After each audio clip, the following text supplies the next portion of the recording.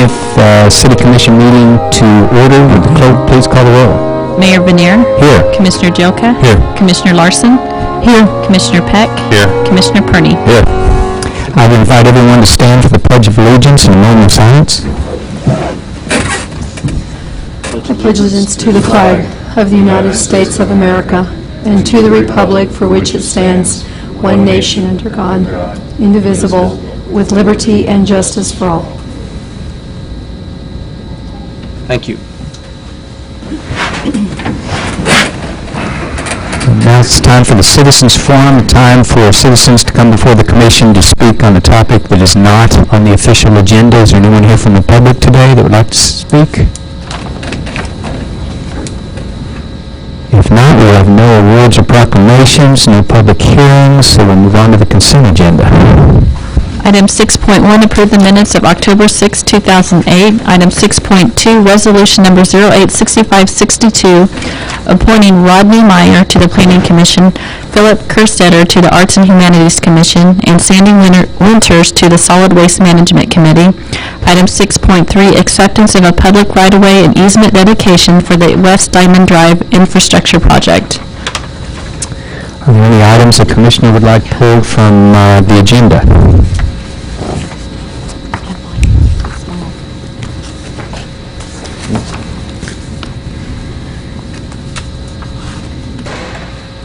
If not, I would accept... Mayor Vanier, I move that the consent agenda be approved. Second. It's been moved and seconded to approve the consent agenda. All those in favor signify by saying aye. Aye. Opposed, same sign. Motion passes 5-0. There is no development business, so we'll move on to administration.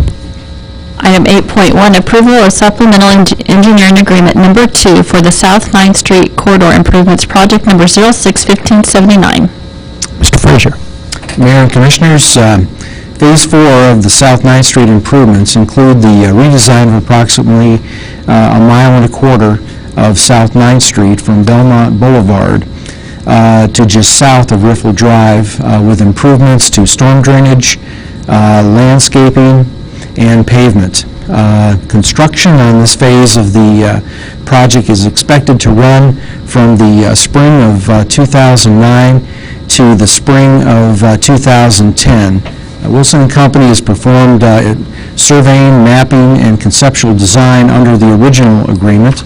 The additional elements within the supplemental agreement number 2 consist of number 1, the design for a replacement signal at Riffle Drive. This is due to the project being expanded from Schilling Road to just past Riffle Drive.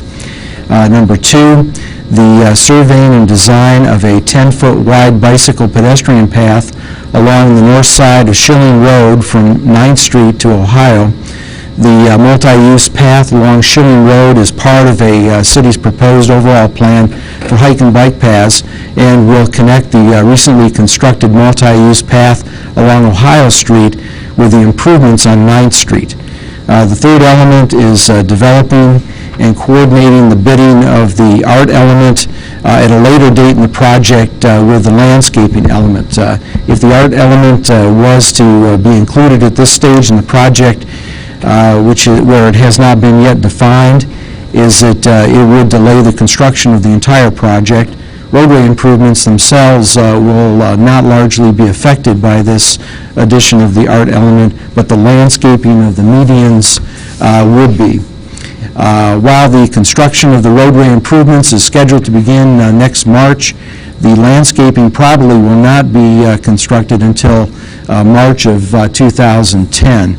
In summary, the city's engineering division intends to build the South 9th Street roadway improvements and the multi-use path along Schilling Road during 2009 construction year and spring 2010, build the landscaping and art element at or near the conclusion of the construction of the roadway improvements during the spring of 2010.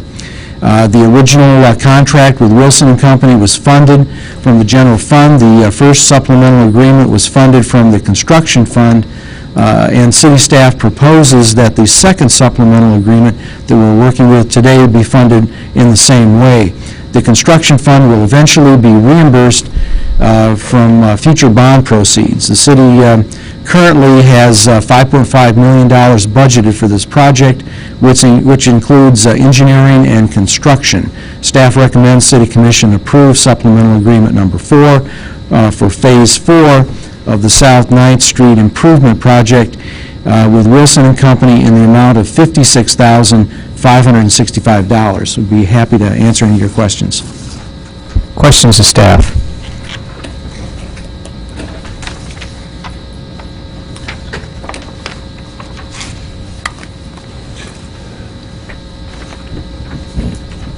No questions of staff. Is there any public comment?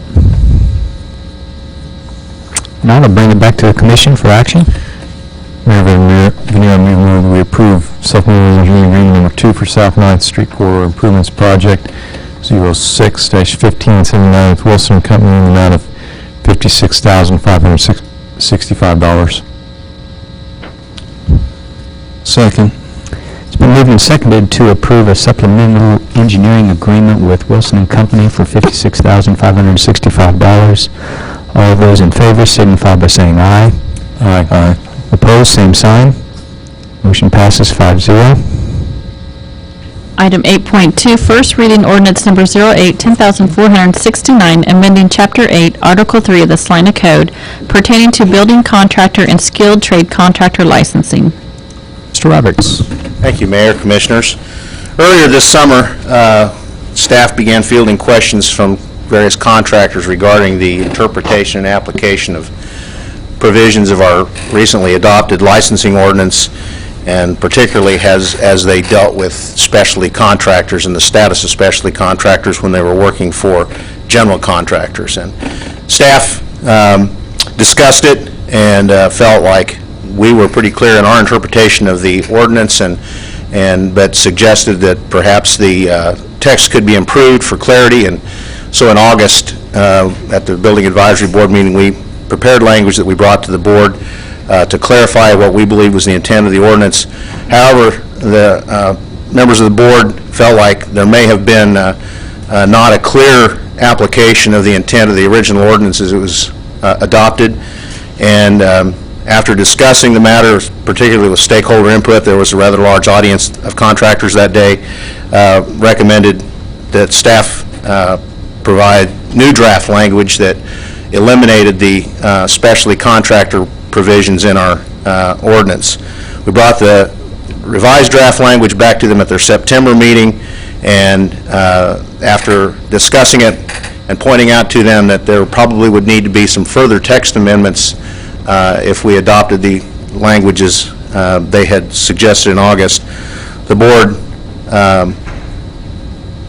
felt like there was another preferred approach that some of the board members had initially suggested in August, that being to revise the ordinance so that specialty contractors wouldn't have to be licensed when they were working for general contractors.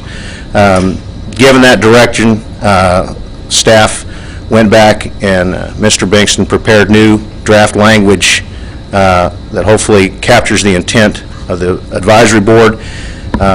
At that same meeting in September, we also discussed another licensing matter not pertaining particularly to specialty contractors, but dealing with skilled trades contractors, and as it applied to certain folks involved in the assembly of specialized equipment and how our licensing ordinance applies to those folks. And after much discussion, they agreed that we should create a new exemption in our licensing ordinance that would permit factory authorized representatives of manufactured equipment to do site assembly of those pieces of equipment or appliances.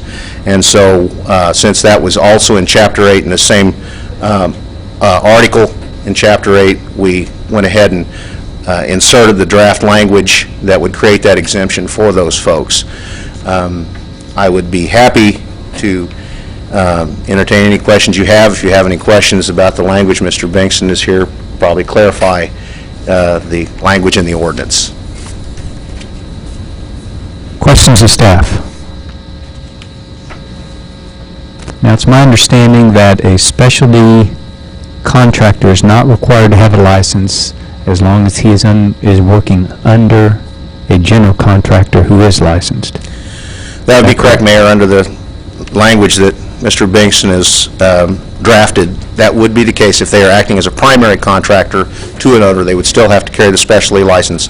But if they're working underneath a general contractor, contracted to that general contractor, they'd only need to be a registered contractor. Okay. Other questions of staff? There's some discussion about, and I think it's lumped under appliances, some kind of specialty systems that are provided by, where the manufacturer generally does the installation, and that there would be no licensing necessary. Is that really the way it ended up? The example I thought of was old gas station fuel pumps, things like that. Are they a specialty, or are they allowed by the manufacturer, or are they plumbing and electrical with the regular plumbers and electricians? Under the language, the exemption that was recommended by the board, any specialty appliance like a boiler or a paint booth or perhaps a gas pump transformer that has to be assembled on site can be done by the authorized representatives of the manufacturer rather than having to be done by a locally licensed skilled trade contractor such as an electrician or a plumber or a mechanical contractor. And there is no registration required. This exemption would just allow those folks to do that assembly work without having to be licensed or registered. Okay. My question is on this Division 4, where you list 18, I'm unclear as to the 9 to 18, is that what we had and we've added 1 to 8, or were we moving 1 through 8?